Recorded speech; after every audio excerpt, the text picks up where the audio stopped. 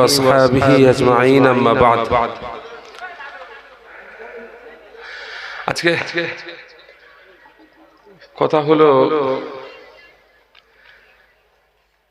আমি যখন খুব ছোট ছিলাম আমি একটা মাদ্রাসায় পড়তাম সেই মাদ্রাসার যিনি মসজিদের ইমাম ছিলেন খুব বুজুর্গ মানুষ তিনি একটা কথা বলতেন যে দুটো জিনিস মানুষকে ডাকে দুটো জিনিস মানুষকে তার কাছে ডাকে একটা হচ্ছে তিনি বলতেন যেটাকে খাদ্য মানুষের দানা ঠিক আছে মানুষের খাদ্য মানুষকে ডাকে আর দু নম্বরে তার কবরের মাটি তাকে ডাকে এখন আপনাকে আমাকে আমাদের সবাইকে কবরের মাটি ডাকছে ঠিক একইভাবে আমাদের রেজেকও আমাদের ডাকছে এখন আমাদের জিয়ারুল ভাইয়ের বাড়ির একটু নাস্তা পানির রেজেকের ব্যবস্থা আমার রেজেকের কপালে লেখা ছিল ওই জন্য আমি আপনাদের বিনা দাওয়াতে চলে এসেছি আজকে আমাদের এখানে আমার দাওয়াত নয় আর তারপরেও আমি চলে এসেছি আপনাদের কাছে বিনা দাওয়াতে বুঝতে পেরেছেন মূলত আপনাদের এই জলসার প্রতিষ্ঠাতা এবং দীর্ঘকাল ধরে আপনাদের এখানে যিনি ওয়াজ নসিহত করতে আসছেন আপনাদের খুব প্রিয় মানুষ আমারও খুব প্রিয় ভালোবাসার মানুষ জনাব পীরজাদা আলহাজ হযরত মাওলানা মুহাম্মদ সানাউল্লাহ সিদ্দিকী ভাইজান হুজুর কিবলা আমাকে পরশুদিনে আমার সঙ্গে ফোনে কথা বললেন ভাই তোমাকে একবার একটু এই গোবিন্দপুরে একটুখানি কিছুক্ষণ সময় কথা বলতে হবে শুনতে পাচ্ছেন কিছুক্ষণ সময় কথা বলতে হবে একটু সন্ধ্যের পরে যাও হাজিরা দেবে যদি তোমার হাতে সময় থাকে আমি দিনের বেলায় আমার একটা প্রোগ্রাম ছিল বসিরহাটে তো আমি প্রোগ্রাম ছেড়ে ফিরছিলাম আমি ভাইজানকে বললাম ঠিক আছে ভাইজান আমি আসবো মূলত আমাকে ভাইজান এখানে পাঠিয়েছেন কয়েকটা কথা বলার জন্য আমাকে তিনি বলেছেন কয়েকটা বিষয় বলার জন্য সেই বিষয়টা হচ্ছে একটু জটিল বিষয় আমি বলেছি যে আজান হয়ে যাবে আমি জলসা শেষ করে দেবো কথা বুঝতে পেরেছেন আজান হয়ে যাবে আমি প্রোগ্রাম কি শেষ করে দেবো তার আগে একটু কয়েকটা কথা বলবো যেটা বুঝতে হয়তো একটু কঠিন লাগবে কিন্তু একটু বুঝে নেওয়া দরকার বিষয়টা হচ্ছে কি জানেন আল্লাহ রাব্বুল আলামিন আমাদের কাছে একটা মনোনীত ধর্ম পাঠিয়েছেন যার নাম হলো ইসলাম কি নাম ইসলাম এই ইসলাম ধর্মের মধ্যে যা কিছু আমরা করি নামাজ পড়ি রোজা রাখি হজ করি যাকাত দিই শুধুমাত্র বাহ্যিক রিচুয়ালটা অর্থাৎ কপাল ঠোকাটা মাথা নামানোটা পয়সা খরচ করাটা এটা মূল উদ্দেশ্য নয় এর মধ্যে একটা গভীর উদ্দেশ্য লুকিয়ে আছে সেই উদ্দেশ্যটা হলো কি সেই উদ্দেশ্যটা হলো আমাদের আত্মার পরিশুদ্ধিতা আমাদের অন্তরকে সাফ করা যাতে আমাদের অন্তরটা এই দুনিয়ার গণ্ডি পেরিয়ে আল্লাহ রাব্বুল আলামিনের নৈকট্য অর্জন করতে পারে আত্মার পরিশুদ্ধতা আত্মা পরিশুদ্ধ করাটা কলবকে পরিচ্ছন্ন করাটা মূল উদ্দেশ্য কুরআন ও সুন্নাতের ভাষায় এই আত্মার পরিশুদ্ধিটাকে বলা হয় তাজকিয়াতুন নফস আল ইহসান কোথাও বলা হয়েছে তাজকিয়াতুন নফস কোথাও বলা হয়েছে ইহসান যেমন কোরআন শরীফে আল্লাহ তাআলা বলছেন যে কদ আফলাহা মান যাক্কাহা তারাই নাজাত পেয়ে গেল তারাই সফল হয়ে গেল যারা তাদের আত্মাকে পরিশুদ্ধ করেছে আত্মাকে সাফ করেছে তো এখান থেকে বোঝা গেল যে আমাদের নামাজ রোজা হজ যাকাত এটা মূল উদ্দেশ্য নয় নাজাতের জন্য আমাদের দরকার আত্মার পরিশুদ্ধি আত্মাটা সাফ হওয়া আল্লাহ তাআলা বলছেন ইয়াউমা লা ইয়ানফাউ মালু ওয়ালা বানুন ইল্লা মান আতাল্লাহা বিকলবিন সালিম কিয়ামতের দিনে মানুষের না সম্পদ কোনো কাজে আসবে না পরিবার কোনো কাজে আসবে না সন্তান কোনো কাজে আসবে যদি কাজে আসে তো সেটা শুধুমাত্র পরিচ্ছন্ন হৃদয় আল্লাহ রাসূল সাল্লাল্লাহু আলাইহি ওয়াসাল্লাম তিনি এক জায়গায় বলছেন ইন্নাল্লাহা লা ইয়ানজুরু ইলা সুওয়ারিকুম ওয়া আমওয়ালিকুম আল্লাহ তাআলা কিয়ামতের দিনে তোমাদের সূরাতের দিকে তাকাবেন না, তোমাদের চেহারার দিকে তাকাবেন না, তোমাদের টাকা পয়সার দিকে তাকাবেন না। ওয়ালাকিন ইয়ানজুরু ইলা কুলুবিকুম ওয়া আমালিকুম, তিনি তাকাবেন তোমাদের অন্তরের দিকে এবং তোমাদের আমলের দিকে। তো এখান থেকে বোঝা গেল আমাদের আত্মার পরিশুদ্ধি, অন্তরকে পরিচ্ছন্ন করা, এটার একটা বড় দায়িত্ব আছে, বড় কর্তব্য আছে। তো সেই জন্য আত্মার পরিশুদ্ধতার লক্ষ্যে দেখা গেছে যে মুসলিম বিশ্বের শুরু থেকে নিয়ে এই পর্যন্ত যেমন ভাবে একটা শ্রেণী নামাজকে হেফাজত করেছেন, রোজাকে হেফাজত করেছেন, তাফসীরকে হেফাজত করেছেন, হাদিসকে হেফাজত করেছেন, আছে একটা শ্রেণী আলেম উলামা, ঠিক তেমনই একটা শ্রেণী আছেন যে শ্রেণী আমাদের আত্মার হেফাজতের জন্য কাজ করেছেন। কথা বুঝাতে পারছি? আমাদের আত্মার হেফাজতের জন্য কাজ করেছেন। তাদেরকে আমরা বলি কি? তাদেরকে আমরা বলি সুফি, তাদেরকে আমরা বলি আহলুত তাসাউফ, তাদেরকে আমরা বলি আহলুস সুলুক, তাদেরকে আমরা বলি পীর, তাদেরকে আমরা বলি শাইখ, তাদেরকে আমরা বলি মাশায়েখ।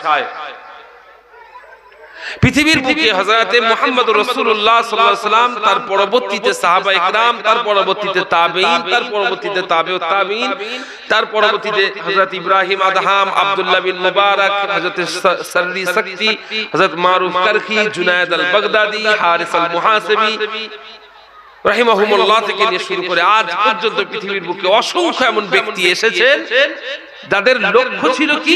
মানুষের আত্মার পরিশুদ্ধিতা। তবে এখানে আমাদেরকে মনে রাখতে হবে, আমাদের বুঝতে হবে, কি বুঝতে হবে? আমাদেরকে বুঝতে হবে যে আমাদের আত্মার পরিশুদ্ধির যে রাস্তা, যে পথ, এটা শরীয়তের বাইরে নয়। কি বললাম শুনতে পাচ্ছেন? এদিকে খেয়াল করেন, ওনারা একটু ওনাদের কাজ করতে দেন, আমার কথাগুলো শুনেন। আমাদের আত্মার পরিশুদ্ধি, আমাদের আত্মার পরিচ্ছন্নতা, তাজকিয়াতুন নফস, এটা শরীয়তের বাইরের কিছু নয়, বরং এটা শরীয়তের অন্তর্ভুক্ত একটা বিষয়।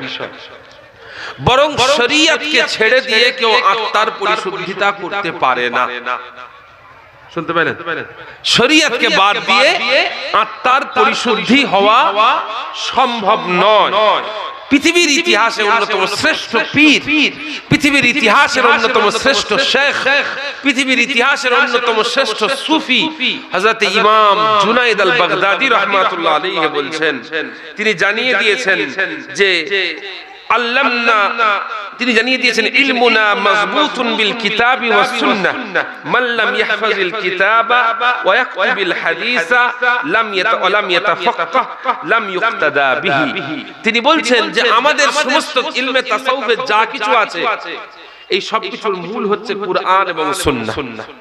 সেজন্য যে কুরআনকে হিফজ করলো না, কুরআনকে আয়ত্ত করলো না, কুরআনকে বুঝলো না, যে সুন্নাতকে নিয়ে চর্চা করলো না, যে ফিকহ নিয়ে চর্চা করলো না, সে অনুসরণীয় নয়। বুঝাতে পারছেন? আমরা আজকে আমি কথাগুলো কেন বলছি সেটা আপনাদেরকে বলি, কারণ আমাদের আশপাশে বর্তমান সময়ে লক্ষ্য করা যাচ্ছে যে হঠাৎ করে বিভিন্ন জায়গা থেকে খানকা গজিয়ে যাচ্ছে এবং সেখানে একটা একটা করে পীর বসে যাচ্ছেন, যে পীরের কোনো ভিত্তি নেই, যে পীরের কোনো ইলম নেই, যে পীরের কোনো জ্ঞান নেই, যে পীরের কুরআন সম্পর্কে ধারণা নেই, সুন্নাহ সম্পর্কে ধারণা নেই, ফিকহ সম্পর্কে ধারণা নেই। এরকম কিছু পীর বেরিয়ে যাচ্ছেন এবং তারা সমাজের মাধ্যমে তারা কি করছেন? নিজেদেরকে পীর হিসেবে জাহির করছেন এবং কিছু ভক্ত তৈরি করছেন। বুঝতে পারছি? এবং বর্তমান সময়ে যেহেতু সোশ্যাল মিডিয়ার যুগ, जो दिखता है वो बिकता है, একটা কথা আছে, যেটা দেখা যায় সেটাই বিক্রি হয়। বুঝতে পেরেছেন? তো সোশ্যাল মিডিয়ার যুগ, ভিডিও করলেই সেটা সমাজে ছড়িয়ে যায়। এমন কিছু পীর বর্তমান সময়ে বেরিয়েছেন, সোশ্যাল মিডিয়ার দৌলতে তারা বর্তমান সময়তে পীর হিসেবে নিজেদেরকে জাহির করছেন এবং বাংলার হাক্কানি রব্বানি পীর মাশায়েখ এবং বাংলার মুজাদ্দিদদের কিরদারকে, তাদের ক্ষমতাকে, তাদের অবদানকে এক প্রকার অস্বীকার করে রেখেছে। সেরকম পীরকে পীর হিসেবে চিন্তা করার আগে আমাদেরকে জানতে হবে যে তিনি আসলে পীর কিনা। ইমাম জুনায়েদ আল বাগদাদী রাহমাতুল্লাহ আলাইহি বললেন, যার মধ্যে কুরআনের ইলম নেই, যার মধ্যে সুন্নাতের ইলম নেই, যার মধ্যে ফিকহের ইলম নেই, সে অনুসরণীয় নয়। তার সে অনুসরণের যোগ্যতা রাখে না। অন্য আরেক জায়গাতে হযরত জুনায়েদ আল বাগদাদী রাহমাতুল্লাহ আলাইহি বলছেন, আত-তারিকু ইলাল্লাহি আযজা ওয়া জাল্লা মাসদুদাতুন আলা খালকিল্লাহি তাআলা। অর্থাৎ আল্লাহ তাআলার কোন সৃষ্টির ক্ষমতা নেই যে আল্লাহ তাআলার রাস্তায় চলবে, একটা রাস্তা ছাড়া। কোন রাস্তা? ইল্লা আলাল মুক্তাফিনা আসার রাসূলিল্লাহি সাল্লাল্লাহু আলাইহি ওয়াসাল্লাম। শুধুমাত্র ওই ব্যক্তিরা আল্লাহর রাস্তায় চলতে পারে যে ব্যক্তিরা রাসূলুল্লাহ সাল্লাল্লাহু আলাইহি ওয়াসাল্লামের সুন্নাতের পথটাকে ধরেছে, ওয়াত তাবিঈন এবং সাহাবা এবং তাবিঈনদের পথটাকে ধরেছে। এখান থেকে কি বোঝা গেল যে একজন ব্যক্তির হাক্কানি পীর হতে গেলে তাকে সুন্নাতকে জানতে হবে এবং সুন্নাতের উপরে আমল করতে হবে। হযরত জুনায়েদ আল বাগদাদী রাহমাতুল্লাহ আলাইহির সমসাময়িক আরেকজন পীর ছিলেন, সেই পীরের নাম হলো সুফি আবুল হুসাইন নুরি রাহমাতুল্লাহ। তিনি তার একজন মুরিদকে বলেছিলেন, খুব ভালো করে শুনুন, মান রাআইতাহু ইয়াদঈ মা'আল্লাহি আযজা ওয়া জাল্লা হালাতান তুখরিজুহু আন হাদ্দি ইলমি আশ-শারঈ ফালা তুকাররিবান্নাহু। তুমি দেখতে পাবে সমাজে অনেক লোক আছে, তারা বলবে আমাদের সাথে আল্লাহ তাআলার খাস একটা সম্পর্ক আছে, আল্লাহ তাআলার ব্যাপারে আমাদের একটা স্পেশাল হাল তৈরি হয়, আমার সামনে বসলে আধ ঘন্টার মধ্যে কলব জারি করে দেব, আমার সামনে বসলে তোমার অন্তর থেকে একটি আল্লাহ আল্লাহ আল্লাহ আল্লাহ জিকির বের হবে। হযরতে আবুল হুসাইন নুরি রাহমাতুল্লাহ বললেন, এমন অনেক ব্যক্তি দাবি করবে তার সাথে আল্লাহর অনেক সম্পর্ক আছে, কিন্তু যদি তুমি লক্ষ্য করো যে তার দাবির পরেও সে শরীয়তের সীমা থেকে বেরিয়ে গেছে, শরীয়তের সাথে তার কোনো সম্পর্ক নেই, শরীয়ত থেকে সে দূরে, তাহলে তার কাছাকাছি যেও না। সে যদি বলে ওমান রাআইতাহু ইয়াদঈ হালাতান লা ইয়াদুল্লু আলাইহা দালিলুন, যদি কোন ব্যক্তি এমন কোন হালাতের কথা বলে যে আমার অন্তরে এই হয়, আমার সামনে বসলে এই হয়, আমার কাছে বসলে এই হয়, আমার সোহবতে থাকলে এই হয়, কিন্তু এগুলোর কোন দলিল যদি ইসলামী শরীয়তের মধ্যে না থাকে, তাহলে তোমরা তাকে গ্রহণ করো না। এখান থেকে আমরা কি বুঝতে পারলাম? এখান থেকে আমরা বুঝতে পারলাম একজন ব্যক্তিকে সুফি হতে গেলে, একজন ব্যক্তিকে ওলি হতে গেলে, একজন ব্যক্তিকে আল্লাহওয়ালা হতে গেলে সেই ব্যক্তির মধ্যে ইসলামী শরীয়তের সাথে সম্পর্ক, ইসলামী শরীয়তের সাথে তার একটা সুসম্পর্ক থাকাটা অত্যন্ত জরুরি। এখন একজন ব্যক্তি ইসলামী শরীয়তের সাথে সম্পর্ক রাখবে কি করে যদি তার মধ্যে শরীয়তের ইলম না থাকে? যে কই এটা আপনাদের মসজিদে হচ্ছে? ঠিক আছে, জি জি। একজন ব্যক্তির মধ্যে শরীয়তি ইলমটা থাকবে কি করে, যদি শরীয়তের চিন্তা থাকবে কি করে যদি তার মধ্যে শরীয়তের ইলম না থাকে? ভালো করে বুঝবেন। সেই জন্য পৃথিবীর শ্রেষ্ঠ উলামারা একজন ব্যক্তির পীর হওয়ার, দরবেশ হওয়ার, একজন ব্যক্তির ওলি হওয়ার, একজন ব্যক্তির মূলত পীর হওয়ার জন্য কয়েকটা শর্ত উল্লেখ করেছেন। কি উল্লেখ করেছেন? কয়েকটা শর্ত উল্লেখ করেছেন। শাহ ওলিউল্লাহ মুহাদ্দিস দেহলভী রাহমাতুল্লাহ আলাইহি ভারতবর্ষের আলেমদের তিনি শিরোমণি ছিলেন, পীরদের তিনি ছিলেন পেশওয়া, তিনি ছিলেন ভারতবর্ষের অন্যতম শ্রেষ্ঠ পণ্ডিত। তিনি একটা কিতাব লিখেছেন আল কওলুল জামিল, সেই কিতাবের মধ্যে তিনি পীরের কয়েকটা শর্ত বলেছেন। কি বলেছেন? পীরের কয়েকটা শর্ত বলেছেন। সেই শর্ত কি? তিনি বলছেন যে প্রথম শর্ত হলো যে ইলমুল কিতাবি ওয়াস সুন্নতি ওয়ালা উরিদুল মারতাবাতাল কুসওয়া বাল ইয়াকফি মিন ইলমিল কিতাবি আন ইয়াকুনা ক্বাদ যাবাতা তাফসীর আল মাদারিক আওয়াল জালালাইন আও গায়রহুমা। তিনি বললেন একজন ব্যক্তিকে পীর হতে গেলে প্রথম শর্ত হচ্ছে তার মধ্যে কিতাব ও সুন্নাতের, কুরআনের তাফসীরের জ্ঞান থাকতে হবে, কুরআনের তাফসীরের জ্ঞান থাকতে হবে। এখন কে বলছেন? শাহ ওলিউল্লাহ মুহাদ্দিস দেহলভী রাহমাতুল্লাহ। কত জ্ঞান? কমপক্ষে তার মধ্যে তাফসীরে জালালাইন এবং তাফসীরে মাদারিক পড়ার মতো যোগ্যতা থাকতে হবে। আজকে আমাদের সমাজে কিছু ভণ্ড, অপরিচিত, অযোগ্য ব্যক্তি নিজেদেরকে পীর দাবি করে বেড়ান, যাদের তাফসীরে জালালাইন পড়া তো দূরের কথা, মাদারিক পড়া তো দূরের কথা, আরবির একটা চটি কিতাব পড়ার যোগ্যতা নেই। বাংলা কিছু কিতাবের উপর পুঁজি করে, বাংলা কিছু কিতাবকে ভর করে তারা সেইটার উপরে ভিত্তি করে নিজেদেরকে পীর দাবি করেন এবং হাক্কানি রব্বানি পৃথিবীর শ্রেষ্ঠ অন্যতম বড় বড় আলেমদের বিরুদ্ধে তারা আঙুল তোলেন। এমন এমন এমন আমাদের সমাজে পীর বেরিয়েছে, আপনারা দেখতে পাবেন তাদের কোনো যোগ্যতা নেই, বাংলা কিতাবের বাইরে তাদের কোনো কিছু পড়ার ক্ষমতা নেই। এদিকে তারা কি করে, মুজাদ্দিদুজ জামান দাদা হুজুর পীর কেবলা রাহমাতুল্লাহ আলাইহির উপরে আঙ্গুল তোলে, যাকে মদিনা শরীফের উস্তাদুল হাদিস 40টা হাদিসের কিতাবের উপর সনদ দিয়েছিলেন। কথা বুঝতে পেরেছেন? আপনাদের সামনে এমন অনেকেই আছেন, মনে রাখবেন পীর হওয়ার প্রথম শর্ত হচ্ছে তাকে কুরআন ও সুন্নাতের জ্ঞান রাখতে হবে। আপনি তার দিকে তাকিয়ে দেখেন, যারা আপনাদের সমাজে আশপাশে হঠাৎ করে পীর দাবি করে বেড়াচ্ছে, যে তাদের মধ্যে প্রকৃত অর্থে আরবি ভাষায় যেটা কুরআনের আসল ভাষা, আরবি ভাষা যেটা রাসূলুল্লাহ সাল্লাল্লাহু আলাইহি ওয়াসাল্লামের মূলত ভাষা, সেই ভাষাতে তাদের ইলম, তাদের পড়ার কোনো যোগ্যতা আছে কিনা, যদি না থাকে এমন ব্যক্তিকে পীর বলা থেকে সতর্ক থাকুন। দ্বিতীয় শর্ত কি? দ্বিতীয় শর্ত হলো, এখানে তিনি বলে দিয়েছেন, এরপরে একটা শর্ত হলো তিনি জানিয়ে দিয়েছেন যে ওয়া ইন্নামা শারাতনা, এরপরে তিনি আলোচনা করতে গিয়ে এক পর্যায়ে বলছেন, সেটা হচ্ছে কি, তিনি বললেন আলা আল্লাহ ইয়াতাকাল্লামা আলান নাসি ইল্লা মান কাতাবাল হাদিস ওয়া ক্বরাআল কুরআন। এরপরে তিনি দ্বিতীয় শর্ত বলছেন ওয়া শারতুস সানি আল আদালাতু ওয়াত তাকওয়া ফায়াজিবু আন ইয়াকুনা মুজতানিবান আনিল কাবাইরি গায়রা মুসিররিন আলা সাগাইর।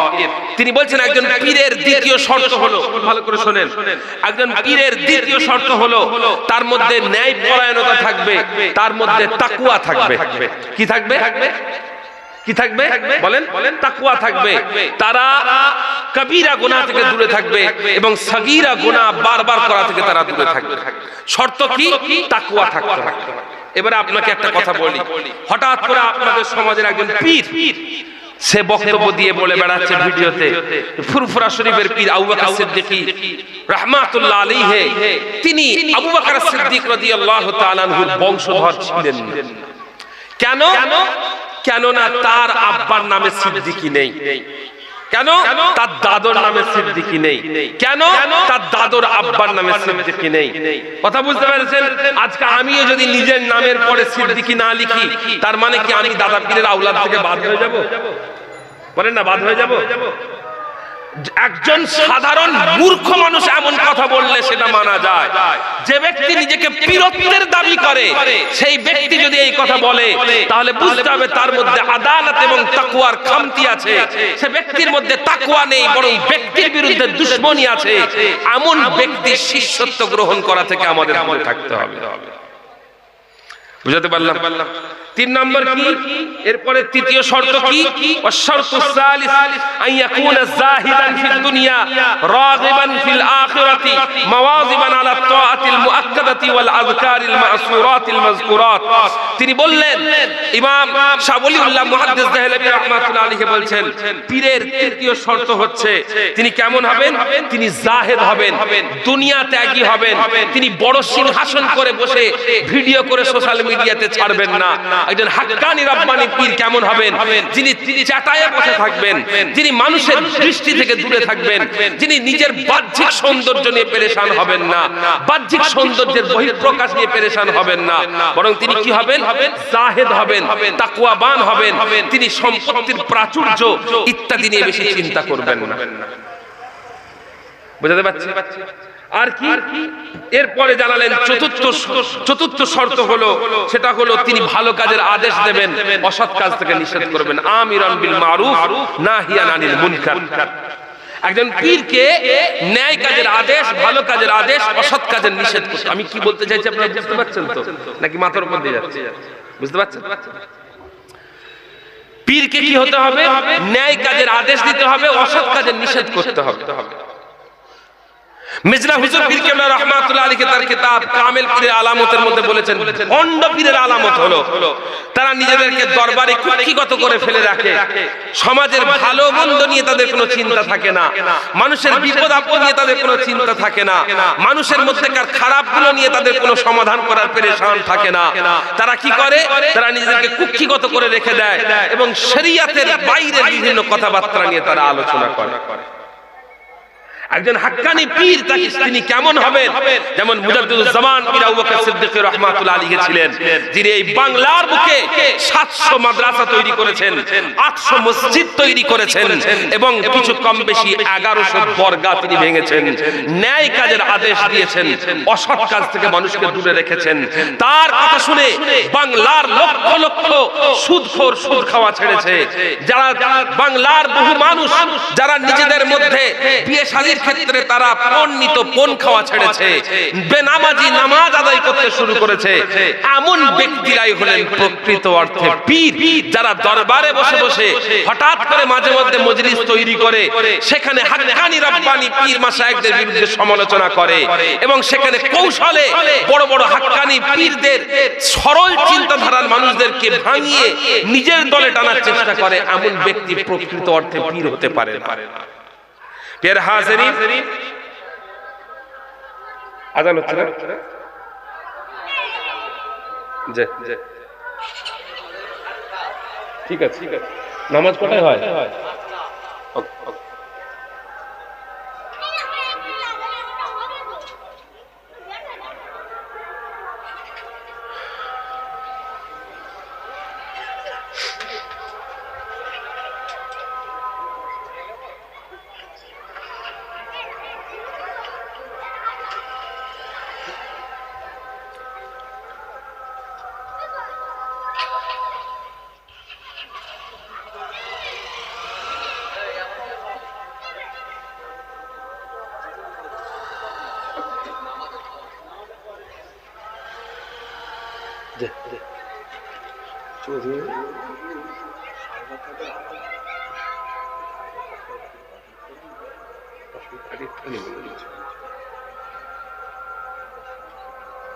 না না, কোনো অসুবিধা নেই, আমি যেটুকু বলছি এটাই যথেষ্ট।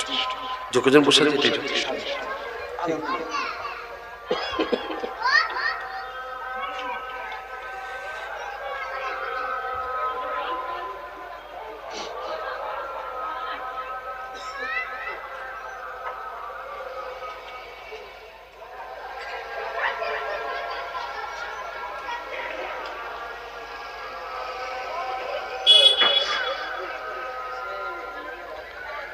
اللهم رب هذه الدعوة التامة والصلوات القائمات محمد المسيح الفضيلة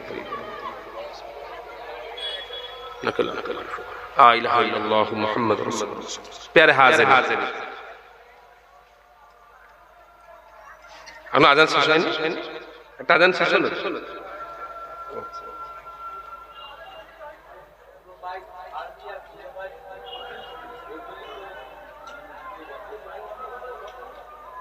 মাইকটা বন্ধ করে দেন, জাস্ট মাইকটা বন্ধ করে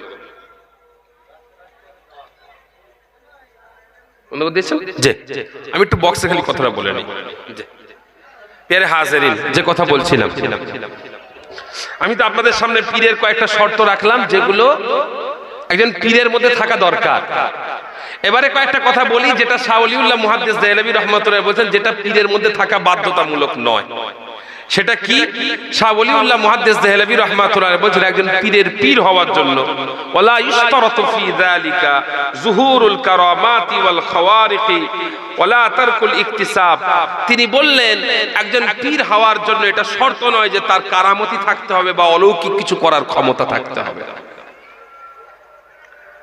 একজন পীর হওয়ার জন্য এটা বাধ্যতামূলক নয়, শর্ত নয়, মাশরুত নয় যে তাকে কিছু কারামতি দেখাতে হবে বা তার মধ্যে কিছু অলৌকিক ঘটনা ঘটাতে হবে। অলৌকিক ঘটনা জাদুকররাও দেখাতে পারে। কথা বুঝলেন? এবার আমি আপনাদের কাছে একটা কথা বলি, কেন এই কথাগুলো আপনাদের কাছে আলোচনা করছি, সরাসরি কথা বলে যাব। সেটা হলো কি জানেন, আপনাদের এলাকায় আশপাশে কোনো একটা জায়গা থেকে একটা খানকা তৈরি হয়েছে। কি খানকা? খানকায়ে মুজাদ্দেদিয়া। খানকায়ে মুজাদ্দাদিয়া। সেটা কি বলা হচ্ছে? মুজাদ্দিদ আল-ফিসানি আহমদ সরহিন্দি রহমাতুল্লাহ আলাইহির নামে খানকা। এই খানকার নামে দেখুন, আমরা সকলে মুজাদ্দিদিয়া তরিকার। আমরা কি কোন তরিকার বলেন? মুজাদ্দিদিয়া তরিকার। আমরা চিশতিয়া, আমরা কাদেরিয়া, আমরা নকশবন্দিয়া, আমরা মুজাদ্দিদিয়া। আমরা 4 তরিকার অনুসরণ করি। কিন্তু বর্তমানে এই যে খানকা তৈরি করে যিনি পীর সেজে বসে আছেন, তিনি ইলমের দিকে অযোগ্য, তিনি তাকওয়াতে অযোগ্য, ঠিক আছে, তিনি আমর বিল মারুফ ওয়ান নাহি আনিল মুনকারে অযোগ্য, এবং তিনি হাক্কা একজন মুরিদকে তাকে সঠিক পথে পরিচালনা করার ক্ষেত্রে অযোগ্য। এমন অযোগ্য ব্যক্তিদেরকে নিয়ে আমাদের সমাজে এরকম একটা খানকা তৈরি হয়েছে। এই খানকার কাজ কি? এই খানকার কাজ হলো শুধুমাত্র মুজাদ্দিদুজ্জামান পীর আবু বকর সিদ্দিকী রাহমাতুল্লাহ আলাইহি তার ব্যাপারে সমালোচনা করা। আজকে তার ব্যাপারে এই কথা, কালকে তার ব্যাপারে এই কথা, পরশু তার ব্যাপারে এই কথা।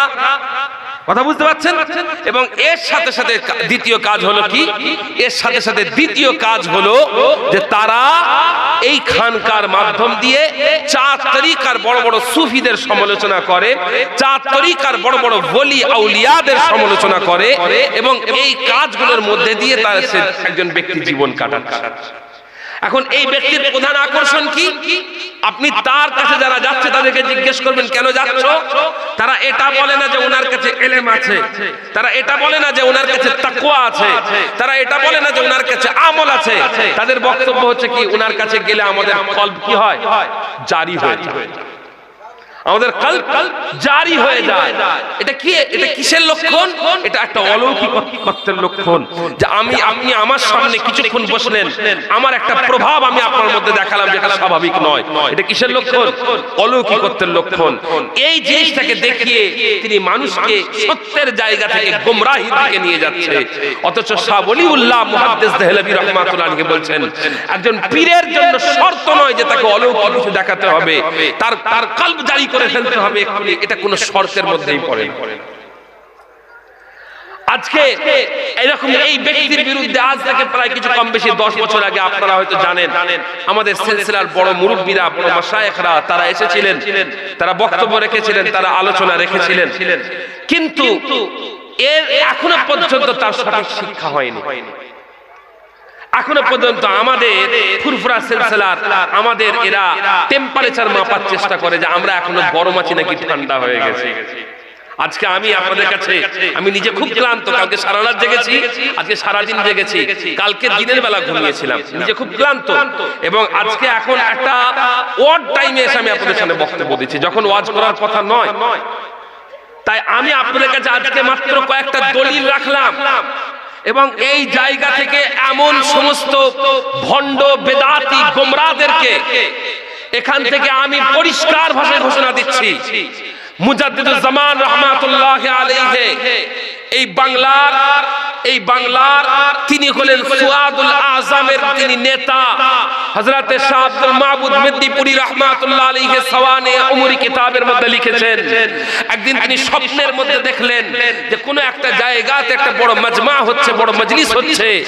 সেই মজলিসে তিনি সেখানে হাজির হলেন, গিয়ে লক্ষ্য করলেন সেই মজলিসে বাংলার সমস্ত আলেম উলামা পীর মাশায়েখ সমস্ত ব্যক্তিরা সেখানে হাজির আছেন, এবং সেই মজলিসের মধ্যে রওনাক ফরজ করে উপস্থিত আছেন বিশ্বনবী হযরত মুহাম্মদ মুস্তাফা সাল্লাল্লাহু আলাইহি ওয়াসাল্লাম।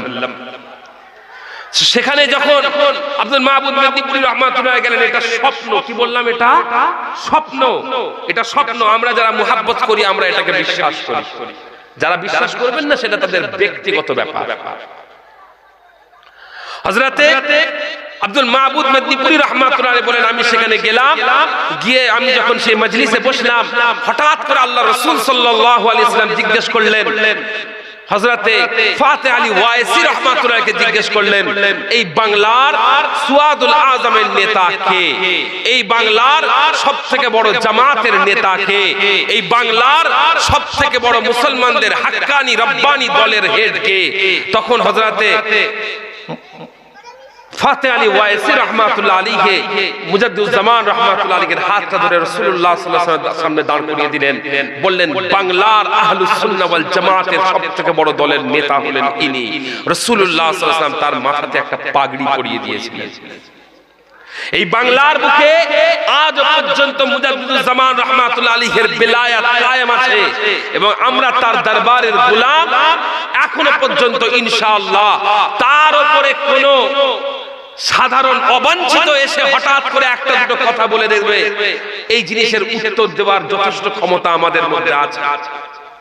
শুধুমাত্র আমরা অনেক ব্যক্তি আছে মনে করি যে তাদের উত্তর দেওয়ার, তাদের কথায় রিয়াক্ট করার দরকার নেই, এই জন্য আমরা অনেক সময় এড়িয়ে যাই। অনেক সময় অনেক কথার আমরা উত্তর এই জন্য দিই না, তার কারণ আমরা মনে করি যে এরা উত্তর নেওয়ার যোগ্যতাও রাখে না। কিন্তু এরা যদি বেশি বাড়াবাড়ি করে, এই বাড়াবাড়িকে ঠান্ডা করার মতো সম্পূর্ণ ক্ষমতা ইনশাআল্লাহ মুজাদ্দিদুজ্জামান রাহমাতুল্লাহ আলাইহির দরবারের গোলামদের আছে। সেই জন্য আজকের এই সংক্ষিপ্ত মাহফিল থেকে আমি সতর্ক করলাম, এই বাংলার বুকে আপনি ডক্টর ইনামুল হকের বই বঙ্গে সুফি প্রভাব খুলে দেখুন। এই বাংলার বুকে যখন তাসাউফটা সম্পূর্ণ মিসমার হয়ে গেছিল, মানুষের ধর্ম, মানুষের আকীদা, মানুষের আমাল, মানুষের আখলাক এই সব কিছু যখন ধূলিসাৎ হয়ে গেছিল, তখন এই বাংলার বুকে একজন ব্যক্তিকে আল্লাহ রাব্বুল আলামিন পাঠিয়েছিলেন, যার নাম হলো মুজাদ্দিদুজ্জামান পীর আবু বকর সিদ্দিক রাহমাতুল্লাহ আলাইহি, যার ওসিলায় এই বাংলার মানুষেরা নিজের নামের শুরুতে শ্রী লেখা বাদ দিয়ে মুহাম্মদ লেখা শুরু করেছে। আমার নাম শ্রী উজায়ের হতো যদি মুজাদ্দিদুজ্জামান রাহমাতুল্লাহ না থাকতেন, তার ওসিলায় আমার নামের আগে মুহাম্মদ উজায়ের। মনে রাখবেন, আমার মাথায় টুপি থাকতো না, আমার মুখে দাড়ি থাকতো না, আমার পরনে লুঙ্গি থাকতো না, আমি ধুতি পরে ঘুরতাম। আমি আজকে মসজিদে সেজদা নয়, আমি হয়তো আল্লাহ মাফ করেন নাউজুবিল্লাহ কোন মন্দিরের সামনে, কোন দরগার সামনে পড়ে থাকতাম যদি মুজাদ্দিদুজ্জামান রাহমাতুল্লাহ আলাইহি না থাকতেন। এই বাংলার মুখে আজ পর্যন্ত তার খিদমতের কারণে এই বাংলায় তার বেলায়াত কায়েম আছে এবং ইনশাআল্লাহ আমরা তার গোলামেরা, তার সিলসিলার গোলামেরা যতদিন বেঁচে আছি, ইনশাআল্লাহ আমাদের রক্ত, আমাদের জান, আমাদের মাল সব কিছু দিয়ে আমরা সেই সিলসিলাকে, সেই মুজাদ্দিদুজ্জামান রাহমাতুল্লাহ আলাইহির খিদমতকে কায়েম রাখার জন্য কাজ করব। তাই এখান থেকে ওখান থেকে এই ফোঁস মারা বের করে এসে কামড়ানোর চেষ্টা করা, এটাকে আমি আজকে এখান থেকে সতর্ক বার্তা দিলাম। এটা থেকে সতর্ক হতে হবে, এটা থেকে সাবধান হতে হবে। যদি এই সতর্ক, এই সাবধান যদি লক্ষ্য না করা যায়, এই হট করে একটা দুটো কথা এখান থেকে চিমটি কাটা কথা, সমালোচনামূলক কথা, কোন যুক্তিহীন দলিলহীন কথাবার্তা বলে নিজের ইলমের কোনো জ্ঞান নেই, না আরবি পড়ার ক্ষমতা আছে, না উর্দু পড়ার ক্ষমতা আছে, না ফার্সি পড়ার ক্ষমতা আছে, কয়েকটা বাংলা কিতাবকে পুঁজি করে নিয়ে বড় বড় কথা বলা, এরকম ব্যক্তিদের উত্তর দেওয়ার ক্ষমতা আল্লাহ রাব্বুল আলামিন আমাদেরকে দিয়েছেন। তাই এমন ব্যক্তিদেরকে আজকে এই মাহফিল থেকে আমি সতর্ক করলাম। ইনশাআল্লাহ যদি এরকম বাড়াবাড়ি চলতে থাকে, তার কিভাবে এই বাড়াবাড়িকে নিচে নামাতে হয় সেই কাজ ইনশাআল্লাহ আমরা করব। এই বলে আমি আমার সংক্ষিপ্ত বক্তব্য আপনাদের কাছ থেকে শেষ করলাম। ওমা আলাইনা ইল্লাল বালাগ। বড় ভাই যারা আসবেন ইনশাআল্লাহ আপনারা সকলে সেখানে ওয়াজ নসিহতের মাহফিলে হাজির হবেন। আমার এতটুকু বলার দায়িত্ব ছিল, আমি এটুকু বললাম। ইনশাআল্লাহ আল্লাহ রাজি থাকলে আপনাদের সাথে আবার দেখা হবে। আসসালামু আলাইকুম ওয়া রাহমাতুল্লাহি ওয়া বারাকাতুহু।